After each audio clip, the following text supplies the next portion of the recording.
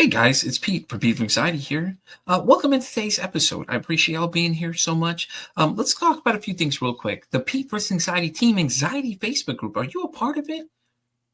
You're not? What are you waiting for? The link's down here in the description down below, or go to Facebook and search Pete vs. Anxiety. Then look for the Team Anxiety Team page and join it today. Why not? You can join and help. It'll be great. Yeah, like right now. Hurry up. Stop what you're doing. Pause this video. Go do it right now. But anyways, let's also talk about the Pete vs. Anxiety YouTube page. If you're here right now, you're probably following it most likely. If not, head on over there, subscribe, be sure to like and comment on the videos and let me know, because all that stuff really helps, guys. I really appreciate it. And help me break the stigma that mental health is talked about enough. But anyways, guys, let's get in today's episode. I'll have a great one. Thank you so much again. And as I always say, don't ask how your day is. Ask how your mental health is today. Guys, welcome to another exciting episode of Pete vs. Anxiety. We are back for a double header. My guest today has 50 years of experience working with preschoolers through adults in her dynamic psychology practice. Her current focus, though, is the emotional development of men and boys and how culture robs males of access to full range of emotions, leaving them handicapped. She's also a New York Times best-selling journal book. Let's try that again. A New York Times bestseller. Her journal book called Read, Reflect, and Respond: The 3 R's of Growth and Change. Please welcome in Gloria Vanderhorst. How are you doing today, Gloria? Pete, I'm doing great today. It's good to be here. Awesome. I'm so happy here. Gloria, why don't you tell everybody a little bit more about yourself? I mean, I know your shift more is towards men, and we'll get to that in a second, but let's hear a little more about Gloria. Well, I'm a psychologist. I'm in private practice, and I went into private practice after teaching college for several years.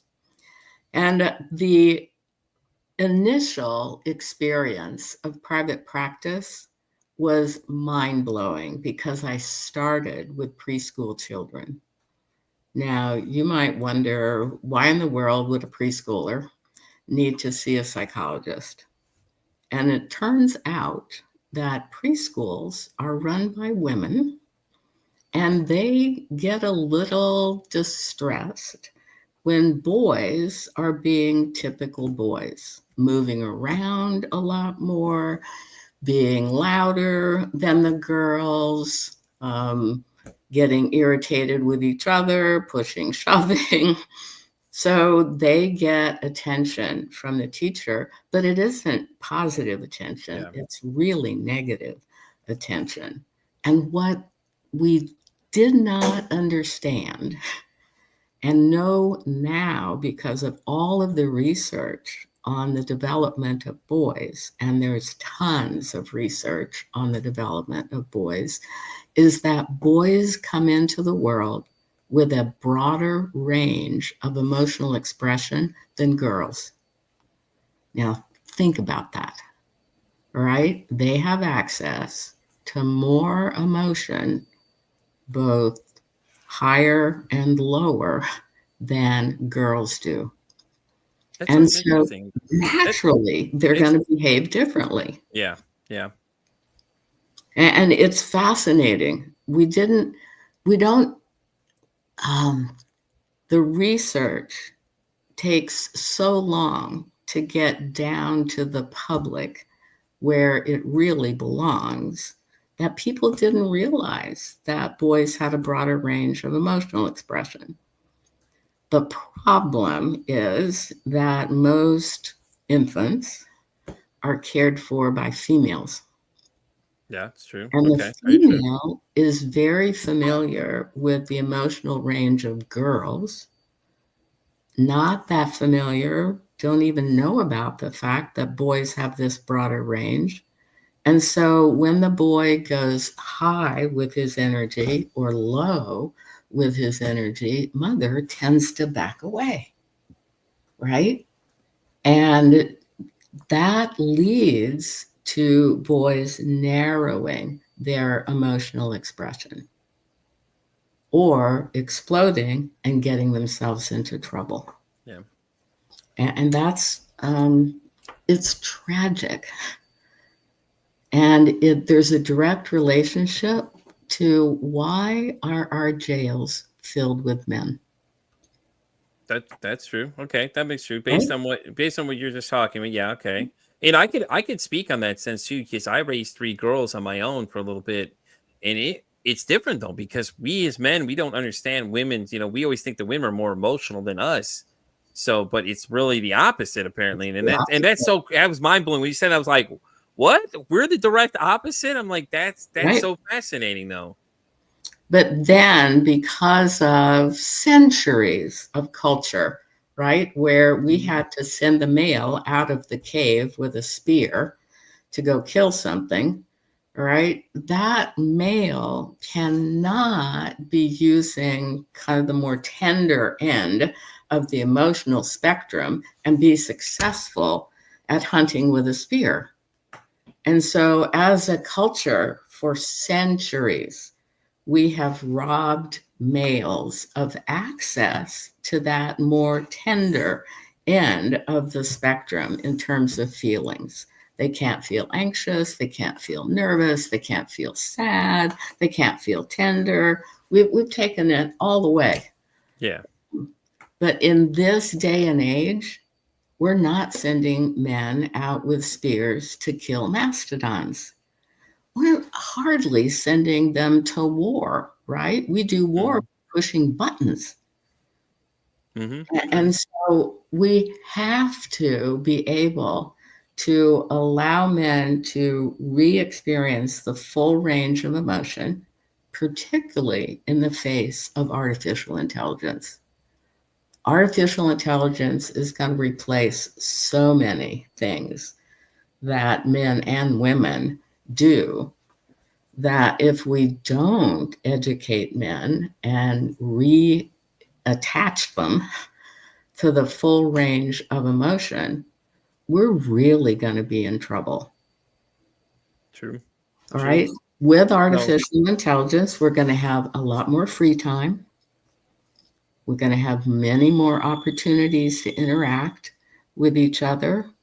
There'll be whole new ranges of experiences that will open up to us. Maybe I won't have to cook anymore, right? I'm sitting in my kitchen, right? Maybe there'll be a robot that cooks my meal. Well, then what am I going to do with the time I would have spent cooking, right? Yeah, true. I'm going to interact with my husband. And we can't do that though, because usually the husband in all like aspects of anything you see is always watching TV or watching sports, or they're doing something and they call it, oh, we're having manly time, and all those kind of things like that too, or they're in their man cave, things like that. Right. But the demand will be for much more interaction, both male to male and male to female. So we have to give our boys and our men full access to all of their feelings. And the way to do that is to educate them. Yeah, no, I right? agree. Is to let them know that they do have access to all those feelings, that it was intentionally or unintentionally trained out of them. But I think pretty much intentionally we train that out of them. Yeah. You don't want them to cry. I'll tell you a story, a real story. My daughter was 3. We're visiting friends who also have a 3-year-old boy. Kids are playing nicely. Over in another part of the room, my daughter keeps the boy's favorite toy, will not give it back. All right, so the boy tries, and then he gets a little bit fussy, and he turns around and he starts walking towards his parents, and he's crying. His favorite toy has just been denied him. He has a right to cry. He should be crying, right? And his father backhands him in the chest, sits him on his butt, and tells him to stop crying. Now, that is the way that we have been treating boys. We don't give them comfort when they're distressed, sad. They need comfort. They're human beings. We should never deny them that form of comfort, but we're stuck in a time and place of hundreds of years before, where we require men to eliminate access to the tender parts of their personality. we have to change that. Yeah. Yeah, because it's always, what is it? Me and one of my guys early on in the show, we Betsy Holberg and I were talking about this. She said that men have that tower system. It's the way we look at things, like the alpha male being the top, and then you have that tower like rung type system, which is kind of like goofy if you ask me, because my thoughts on it is it's like, if you're the alpha male, you should be able to hit all aspects. There's nothing you should be closed off from, Okay, well, you got the macho appearance, that's great, but what about your emotional side? And a lot of times, a lot of them don't even want to talk. Oh, well, I'm not a female. That's what you hear. Derogatory terms towards somebody saying, "Oh, well, I'm not a female, or I'm not a this," or whatever term you want to insert there. It's always used like that, but that's like how it's portrayed, though. But on the same thing, is somebody's the female side sometimes isn't any better with that, because they're like, "Well, I don't want a man who cries or That's has right. emotion." You know what I mean? It's You're absolutely right. All right. I think women are the worst, right? Oh, yeah. They're really the culprits in cooperating. They say they want a loving husband, but if their husband is tender or cries at a movie, right, they make fun of him. Yeah. Right? They don't embrace that. They don't say, "Oh, that's so sweet." If he cries the first time his child walks, they get made fun of. Yeah. Right? What's wrong with Sam? Right? He's a crybaby. And then we have all kinds of derogatory terms. I was going to just say that too. You already beat me to the punch. We have all kinds of terms to call each other, because that's how we do this, man. We like to give each other hell about things. And I think it's very toxic, honestly. And social media doesn't help either with these videos where people are like, you see the guy upset, and then the girl's like, "What are you crying for? What are you crying?" And then she's like yelling at him. It's like, but if it was the flip side, you'd be mad if he was asking you why. You know what I mean? It's like, okay, it's just so it's scary though, because if we think about the statistics of suicide now, 80% of them are men, 50% of the population are men.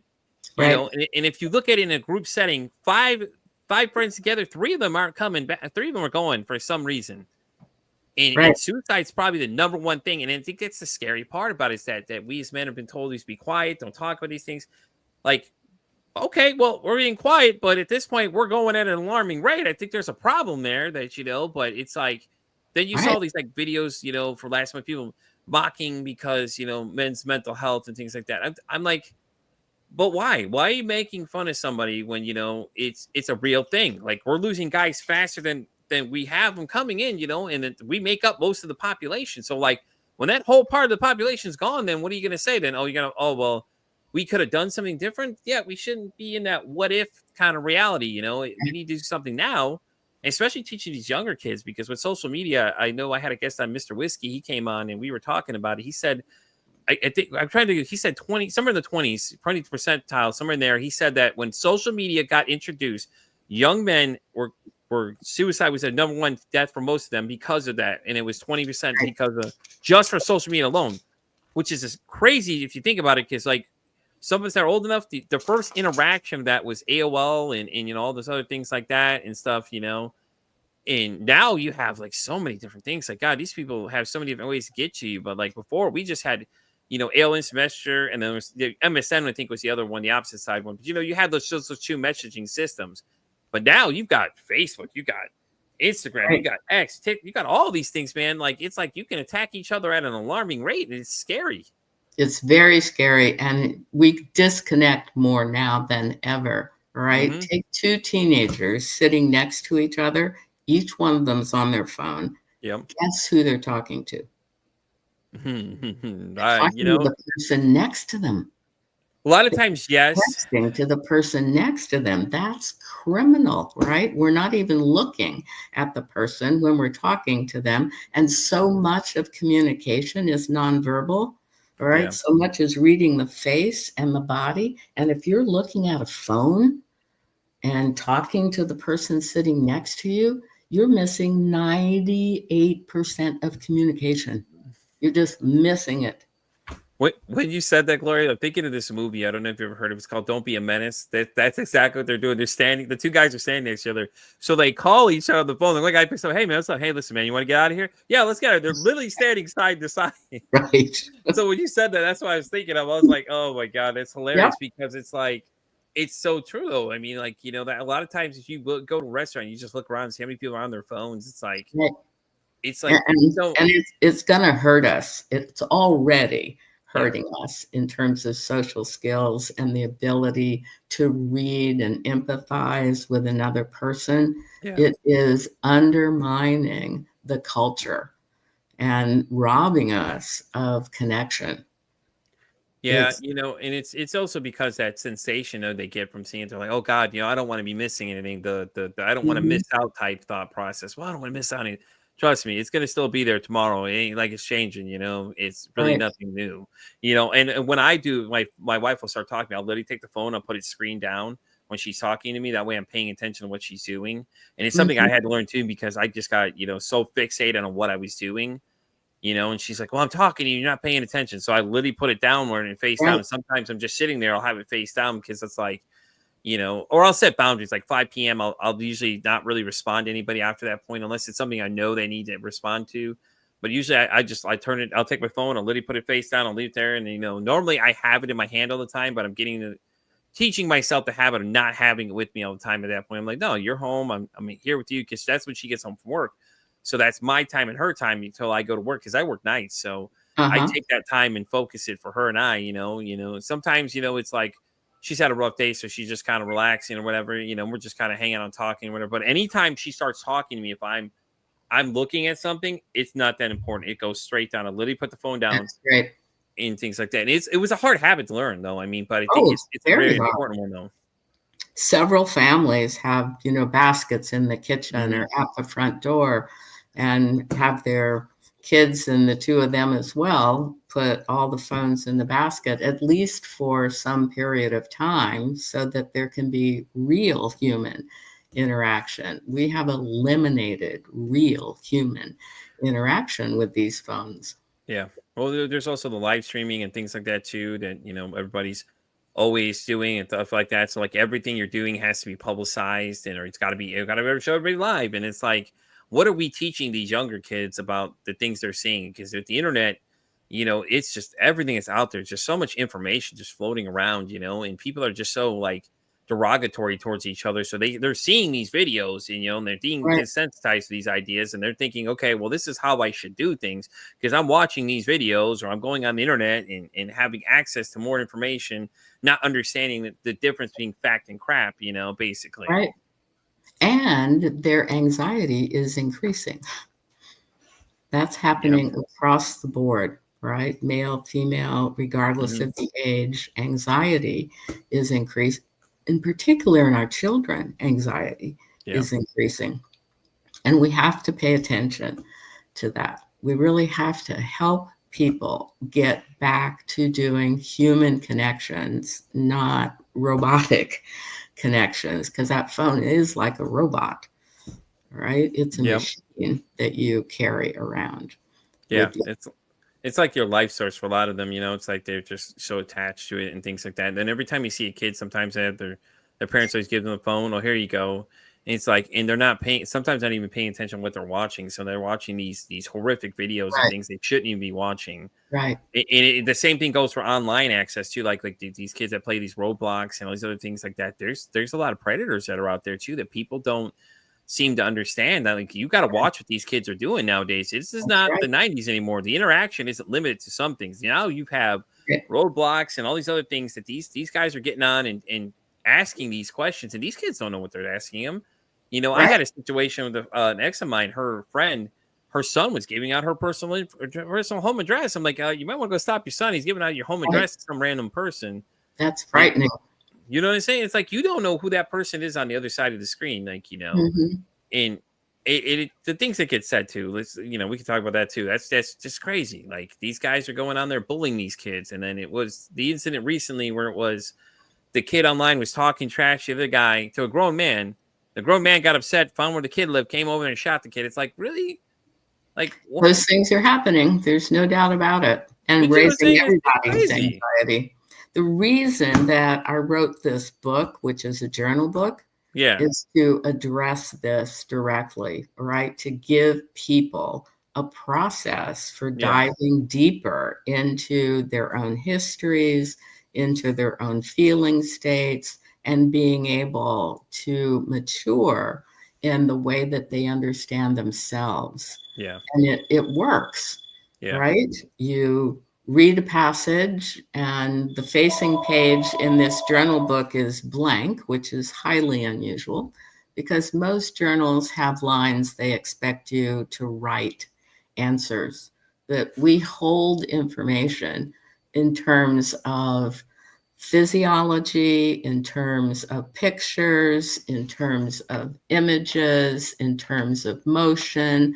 So the facing page in this book is blank so that you can scribble, you can draw, you can certainly write words if words come to mind, but so much of what we know about ourselves is also packed into our brains in terms of action and motion. So it gives you access to pieces of your brain that you wouldn't access in other ways. And it leads to amazing shifts and growth and understanding of who you are and what you need to address in order to change the way that you're functioning. And I want to encourage everyone to really take themselves more seriously and know that they can change. You can change at any age, right? You could be 102 and you're still capable of emotional change that can bring healing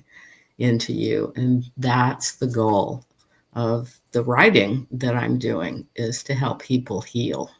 Yeah. And what inspired you to make the journal? I mean, it's like hats off. It's a New York bestseller. That in its own is a very big deal right there. But you wrote this book not realizing what it was going to become now, Right. Yeah, I started just publishing journals. Oh, okay. Right, on the internet, MailChimp, Substack, just they came to me. It's like these things were visiting me. Yeah. And I had to write them down and started throwing them out there to the public. And there were so many of them that I decided I'm going to put them together into a book. So there are 52 of them, essays in this book. So you have one a week. You can go at your own pace. There's no direct order to it. They're kind of organized in different topic areas, but you can bounce around all through that book, right? Whatever strikes you when you open it up that particular day, respond to that, because your brain knows what you need. And you can trust your brain. You can really lean in to your brain. Your brain has stored everything you have ever experienced from day one. In fact, we know it stores things even from the last trimester in utero. So there are traumas in your early experience. Those traumas jump into the present when you can use a book like this journal book to trigger those early memories. You can heal from those traumas. Now, they may not be something that you're going to call gigantic, right? Let's say that I'm 5 and I really need comfort. I have been hurt out on the playground, right? Physically and emotionally hurt. I really need comfort, but nobody's there, right? That injury stays inside of me. That gets packed away in my brain. When I need comfort, when I'm in trouble, nobody is really going to help me. All right. Yeah. So when you're an adult and you're working in an office and you run across something that's a puzzle and you really need help, you don't go find help. You try something on your own, right? And it's a flop. When if you had gotten out of your chair and gone to seek help, it would have been a completely different experience. Yeah. So the past jumps into the present in ways that we really do not appreciate, but really need to appreciate so that we can become the people we were designed to be. Yeah. Particularly for men, right? Because we have so limited their ability to grow emotionally. I'm encouraged by the number of men's groups that are developing across the United States, where men are coming together in groups to talk about their life experiences, to do retreats, to really challenge themselves to uncover emotion and become comfortable with emotion. That's really exciting. I think you have a group as well. Yeah, I do a panel every month with men, assemble just 5 random people usually, and we just get together and we talk about it. Because I think that, like you said, I don't think we talk about it enough, honestly. We obviously don't. Let's look at the statistics. Right. Statistics don't lie. The numbers aren't lying at this point. Right. With everything we're seeing, like we need to do something now. Like we need to be more active, more proactive about these things. So, and it's always great when you see people that are focused on trying to teach the young gentlemen these things too, because I think if we teach them younger, we're setting them up for more success in life versus, just kind of crippling them like you were saying, Right.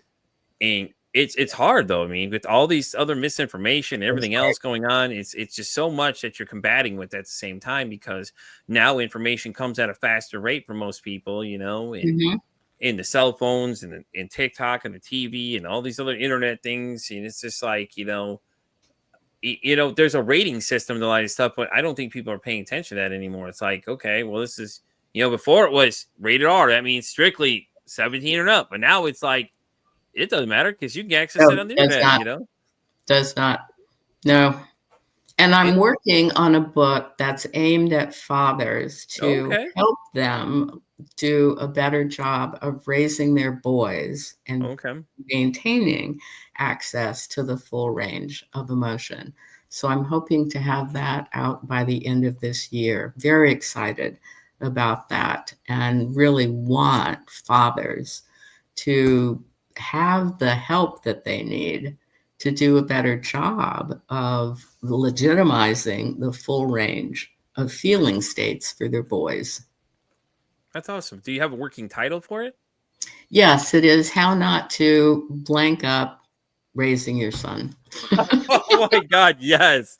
That is an awesome title. That is so great. You know what the blank is, but I can't say it. Yeah, you're right. Yeah, we got it. That's awesome. I'm telling you, I want to check that out now. Just the title alone is an eye grabber. It's just, It is. I think that's so great. So how did you come up with that one? Was it just something you're like, well, listen, now that I'm working towards men and young men, maybe we need to have the fathers help me out now and give them a little guidance as you go for everything too. Well, as I told you in the beginning, I started working with preschool boys. And Yeah. it wasn't long before the fathers of those preschoolers started putting themselves on my calendar. Oh, okay. Okay. Many of those fathers had attention deficit that had not been recognized in childhood. And it has been difficult for them to Yeah. go through life. I honestly believe that attention deficit is an advance in the brain. And if you look at the list of inventors and entrepreneurs, majority of them are men with attention deficit. So I am convinced that this is a new brain in the process of developing and taking over, but it's a struggle for that brain to exist in this current environment. So those men filled my calendar for 7 years straight, and I learned so much from these male clients about what it's like to be a boy, what it's like to be a teenager, what it's like to be an adult in this culture and in this system, and the limitations and the difficulties, as well as the pluses.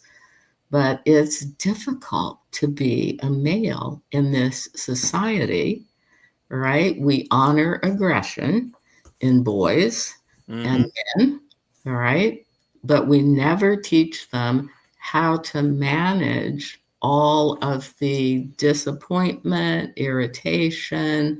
They don't know how to problem solve with feelings. And so they end up being explosive, aggressive, verbally hostile. Not a good plan, all right, Yeah. for Yeah. developing relationships with men or women, and definitely not a good plan for developing relationships with their children. So I'm hoping to really educate men on how to do a much better job of relating to their boys in particular, so that their boys grow up with a better understanding of what it means to be human and have access to the full range of emotional expression. Yeah, yeah, no, I think that's a great idea though, because I think teaching them emotional regulation early on is helpful as well. Because Mhm. I had a gentleman on this from Canada named Leroy, and Leroy has a book says Just Breathe, and he was teaching the kids as young as 4 and 5, like, Mhm. listen, what you got to do is just take a deep breath and think about what you're doing, or That's you're upset. great. It was hilarious though, because Great. he's actually a principal too. So by his Mhm. normal job, he's a principal. So he interacts with these kids. He instituted this in his own school, and he has seen an amazing turnaround with them. A lot of times he'll pull a kid aside, like, "Hey, listen, you know what happened?" They're like, "I didn't breathe," and it was so funny when he said that, because That's I he's like, "This kid," fabulous. and it's That's it's really so good. interesting though, because it's like, we as men are always taught to be macho men, but I mean, at the same time, our dads were taught these things from their dads, and it just Yeah, trickles down. So I mean, they're not wrong for telling us that, because that's what they were told. Like, that's right. we can't fault them for that part of it, but we can even start making a change now, because I think that male toxic the toxicity of males is just crazy too, because now you have that whole tower system. Like I was talking, we have a whole tower system. Males kind of look up at each other. Oh, I want to be the alpha male, but really, to me, just like the alpha male would be the guy that can talk about his feelings and everything else and all that stuff. Because to me, alpha means that you're the top dog. You can do it That's all. right. There's no, but I think that we lost that somewhere, in the sense of from everybody else saying, "Oh no, you can't talk about your emotions. You're a man. Right. Don't talk about your feelings. You can't be upset. You cry. Okay, well, you're this expletive, and Right. it's just I don't get why it is we have to continue to do this, but then at the same time, you're battling the internet, because you have people like, these different content creators that start pointing out these videos. Oh, well, if you don't do this, you're a wuss, or Right. it's like, no, no, let's stop. There's a few of them though out there. Like, there's this guy, he's a bodybuilder. His name's what is his name? Iron Sanctuary. He's just like professional bodybuilder. This guy is massive, but he Mhm. talks about mental health, and it's great because one, you're seeing someone that is in his stature, size, and what he's doing, but at the Right. same time, he's talking about his own emotions and things like that. And there's another guy named, what is it, Big Swole Texan or something like that. You know, it's interesting, because normally those are the type of people that are always like, "Oh no, we don't talk about our feelings. We, this and that." And Right. it's Right. like it's a change of pace now that we're seeing that guys like this are talking about it. Bringing these conversations up. And things like that too. So I think those are great, but it's like there's not enough of those guys out there though, that are outweighing the negative ones, like the Andrew Tate guys, or they're telling these guys, "Well, you got to treat these women like crap," and it's like, no, you don't. Right. Stop telling these young gentlemen lies like that, and telling them that they can't do these things because they're men. They have to buck up. They have to forget about this. We can't talk about this because we're men. No, we're human at the end of the day. You're Let's human, right? You're you know, human. You need access to the full range of feelings that a yeah, human being is capable of experiencing. And, that'll reduce the anxiety, yeah, honestly. If I can have access to the full range of feelings, anxiety is I'm kind of stuck, right? I'm mm-hmm, feeling yep. something. I can't identify what I'm feeling. And so it just starts to grow and Mm-hmm. grow and grow. Yeah, If I no, I can could agree that 100%, identify because it. that's what it's like for me though. Like, it gets stuck, and my heart will start Mhm. racing, my head will start spinning, Mhm. and it gets worse, and it doesn't go away, man. It's just like you're just like you have this feeling of unease, Mhm. even though it's not something. There's probably nothing there. My brain's just inventing it. There's something wrong, but it's hard for people to understand that don't have it though, because a lot of people, they'll tell you, "Oh, just stop thinking about it," or the depression thing. "Oh, just cheer up." I wish that's really how No, this not worked, man. not not gonna happen. And in You know what I'm fact, saying? It's like, I wish, opportunity you know, to but take a deeper dive. you know what I'm saying? So Gloria, let me ask you a question though. For young gentlemen these days, what are some advice you want to give them? Like, if you could tell, if you had a bunch of them sitting there, any of my men that are listeners, which is a good amount of them, what are some things they can do to be more, start tapping into that Yeah, more their emotions? here's the easiest, right? You can contact me and I'll send you a list of feeling words. You can go on the internet, all right, and get this wheel, big colored wheel that has all the different feeling words in it. You will be shocked Yeah. at the number of feeling words that exist in the English language, right? The handout that I have is 4 pages long, and each page has 4 columns of Yeah. feeling words. And here's what happens. If you have access to that document or a feeling wheel and you're experiencing something, so let's say you're anxious, you can't figure out what you're really feeling. Anxious is just like a Yeah. bubbles. And so if you read through these feeling words, what you are feeling will jump off the page. Your brain knows what you are feeling. You can't produce it, but if you give your brain an opportunity to find it for you, it'll find it every time. It's amazing. All right. We don't lean into our brains enough Yeah. because they hold everything, they can identify everything. The more that you use a feeling sheet, the stronger you will feel because you'll understand yourself better. Yeah. It's easy. Honestly, it just pops off the page. Yeah. Yeah. No, and the scary thing is that it's just words you're looking at too. It's like you change your dialogue a little bit in the, you'll better understand a lot of things too, you know, especially the feeling words and things like that when you're using to describe these things, you know. Mhm. And it's laughable because think about it, all that you're doing is you're changing out words for, you know, other words that basically describe what you're feeling. So, you know, you don't have to feel like, you know, I'm trying to think. I got lost in thought here, but you know, it's like it's so simple, but you know, we don't want to do it though. Like we just want to do everything the hard way nowadays. You know, everybody's in the we want it now world, I but it's think like, people don't know that you can do that. I oh, think well, people that don't may know be true that too, though. their brain will actually help them in that way. Their brain will actually pop out the Yeah, information. So they stay in this state of anxiety. I'm just anxious. I'm just nervous. yeah, And they stay in this kind of general global state of discomfort. But if you actually run through the feeling words, you'll find 2 or 3, they'll pop out automatically. And those are things you can address, yeah, right? yeah, Those are things I can now talk about. Those are things I can take action around. Anxiety, I can't take that much action around that. I'm put a pill in my mouth, but I can't take a lot of action around just general anxiety. I have to identify what feeling is underneath that.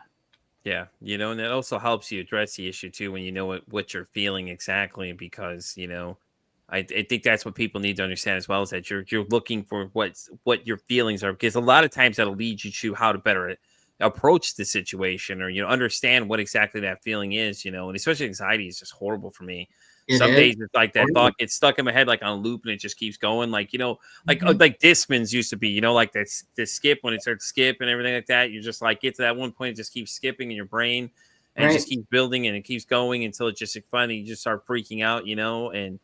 And a lot of times, like I have an anxiety journal is what I use for mine. Usually I have a little journal I write in, and basically by the end of the time you're reading it, it's like you realize how kind of stupid it is that you look what you're fixated on. And it's like when you're looking at it now, it's like, it doesn't seem like such a big problem. And all it is I was just following some instructions as I go down, you know. And it's hilarious. So especially when you said, let me get out the big wheel for you, I was like, oh no, there's your next book idea. Look, the big feeling wheel book.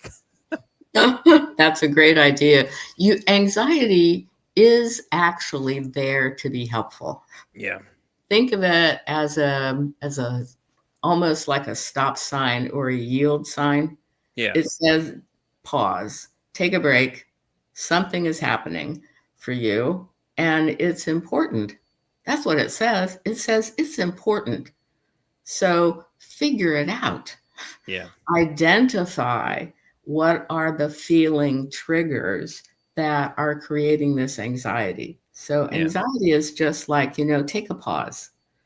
Stop, take yourself seriously, really identify what you're feeling, and then you can take action on that.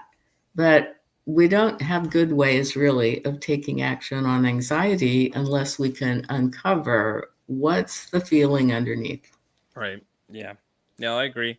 I agree totally with that too, and the other thing too is, it's like when when I describe my anxiety to people, it's like that movie, what is it, that Disney movie, the Pixar movie, the one about the girl with the emotions in her head. I always think of mine as Right. that little crazy haired character kind of thing. Reminds me of those troll dolls from the 90s, like that's what Right. it's like it's always bouncing around and stuff like that too, because that's what happens though for me. My thoughts just start racing through my mind and things like that. And a lot of times it's just, I'm just standing there all of a sudden. It's like, anybody that's never experienced a panic attack is the worst feeling ever, because it's like you feel like you're having a heart attack. It's like you start raising pulse rate, and like sometimes it's like you're like stuck in an endless loop and things like that too. And it's horrible. It really is sometimes. It really does. But that's the nice thing with the journal that I was gifted by a friend of mine. She gave me. It helps a lot of times too. Or sometimes I'll start talking out loud to myself and people around me are just looking at me like, what are you doing over there? Nothing. Don't worry about it. Because, like, you don't want to tell people. It's like I'm telling you what I'm dealing with. A lot of people aren't going to look at it and go like, what the hell are you talking about, dude? That sounds like you okay over there, man? Do you need some help? Right. Like, and it's so sad that we can't talk about our own mental health as men and just general, just mental health. We don't talk about it enough. I feel like everybody's like the taboo words. Like you say mental health. Okay. Oh, no, you said something I don't like.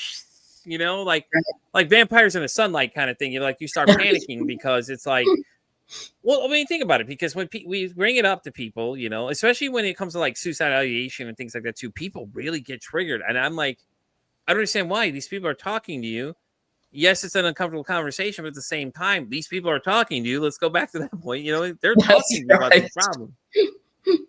And that's the best way we have to connect, is to talk to someone. And the thing is too, like if you look at the statistics of that too, it's like men don't talk about when they're thinking suicidal, because a lot of times when you start bringing it up, man, everybody gets uncomfortable and everybody starts panicking, like Godzilla's coming to destroy Tokyo, going to learn into the streets, mass panic, And I don't get it. Like, that's the whole aim behind the show, is just like to make conversations like that just be normal. It's like, okay, you're having these thoughts. Let's talk about those thoughts. What are your thoughts that you're having, Yeah. And Tell me more. And like, let's set an example for these younger gentlemen out there, and the ladies too, like it's okay to talk about when you have these feelings going on in your head. That's Like stop making it so damn taboo to talk about how you're feeling or what you're dealing with. And at the same time, like, we should do better educating them what these things are that they're dealing with, and how to handle these situations. I'm not saying train them all to be certified crisis, operators, but give a little sense of what's going on. Like a wheel of feeling words, right? Every classroom should have, right? That's going to be our movement now. We need that wheel. And be taught that, hey, you can identify what is troubling you. Yeah, they do it for you. It's automatic. I remember when they used to separate you when sex ed was a conversation too. They used to take you all in separate rooms and things like that too. Maybe that's what we need to do with some of these fellas. Take them in, show them the big wheel, and be like, listen, point out what jumps out to you, the first thing that comes out to you, and then just kind of go from there. I think it'd be an interesting experiment. Earlier, we start educating boys and girls to identify the feelings that they're experiencing, the easier it will be for them to move into the artificial intelligence generation and to be able to thrive, because we're going to need to do much more communicating with each other. And we have to prepare for that. Yeah, we definitely do. We need to start teaching these kids now so they understand things better. We haven't been doing great of it, but we need to start getting better at it, and I think that, the only big combatant, like I said, would be social media, these people putting these videos out. But even at that, still, they should be policing their own content. Like, stop letting all this crap go and stop throwing your hands out. Oh, well, I couldn't do nothing about it. Yeah, you can. It's your platform. Take responsibility, It's like when you get in trouble with a kid, you made the mess. Well, now you need to clean the damn mess up. Let's go. Well, Pete, you're doing the job right now. This podcast is very valuable for Yeah. people. Thank you so much. Yeah, I appreciate that. It is, and all it is just having a general conversation with people the whole time. We're talking about subjects. I bring great guests in like yourself, and things like that. We get to talk about all these different kind of things. A lot of the topics that people don't really want to talk about, but they'll listen to it. They want to hear about it, and a lot of the male listeners that listen to the show and things like that too. This is all be great resources. And you said the new book's coming out end of the year, right? End of the year. Hey, listen, fellas, we got to look out for that book for sure because That's right. Because I want you to do a better job of fathering your boys. They need it. See, I couldn't have said anybody else my best myself. Gloria, as we start getting ready to close out this episode, I'm going to ask you the question I ask everybody. Gloria, if your mental health had a song, what would the song be? This is a great song question because you get so many great answers. You could pick the first song that comes to mind. All right. Here it is. Go for it. Do you know who Rosie Greer was? Yes, I do. Big football player. Yep. Right? Yep. So he participated in a show and he sang It's All Right to Cry. Okay. Giant Rosie Greer. You can find it on YouTube. I'm gonna have to look it up now and see. I don't think I've ever seen that. It's a very bad film because it's so old. Yeah. But it's a gorgeous song, and Rosie Greer just communicates that, and he's communicating to kids. It's all right to cry. Crying gets the sad out of you. It's all right to cry. You might feel better. That's awesome. Fabulous. It's fabulous. That's so awesome. That's a great one. And okay, so I have another question for you. So if you could break the stigma about mental health, what is the one thing that you just seem to run into all the time? Is like, listen, hey, we got to stop doing this. Yeah, I think what stops people from taking their mental health seriously and doing the work is they do not realize that your brain holds on to everything. They think the past is in the past. And, I've overcome that. It's not bothering me now. And I will tell you, you are wrong. The past jumps into the present at will in association with what you are experiencing in the present. Yeah. And if you don't understand that connection, it will undermine you every time. We have to understand how the past influences the present. And you have to take a deep dive into your brain in order to do that and invite it to educate you. Definitely. I agree. Well, Gloria, thank you so much for coming. I appreciate it. Did you want to let everyone know what's the best way to reach you? Like if they said, hey, listen, Gloria, I reach out. I got questions for you. Where is the best place for them to contact you? The best place is to go to my website. You'll find everything there, all the different ways to contact me. And the website is www.drvanderhorst.com. So it's www.drvanderhorst.com. Awesome. Well, thank you so much for coming. I appreciate spending some time with me today. I've enjoyed it. I really did enjoy this conversation. I thought it was great. And I'm looking forward to the new book coming out. That title alone, I told you, had me laughing. I'm like, I love it. And get the present book, right? Read, reflect, respond, the 3 R's of growth and change. Find that on Amazon. There you go, guys. She said, go to Amazon and get that book, man. Guys, listen, if you reach out to Gloria, let her know you saw her here on Pete versus Anxiety, because that'd be even better. Because I'd love to know that some of y'all are getting some help in the people that we are meeting on this show as we go. Well, Gloria, thank you so much for coming again. You're welcome. I really enjoyed this conversation. Like I said, we got to really consider our big wheel here, okay? Because I think we got a grand idea there. We may have to kind of, That's right. We'll develop one. Right, exactly. Well, guys, I'm Pete versus Anxiety. You know where to find me. I'm on X all the way down to TikTok. I'm on Spotify all the way down to iHeartRadio. And as I always say, it costs nothing, absolutely nothing to be kind to somebody. One kind act you could do could save someone's life, or hell, you can make their day. I'm Pete versus Anxiety, saying, don't ask how your day is today. Say, hey, how's your mental health today?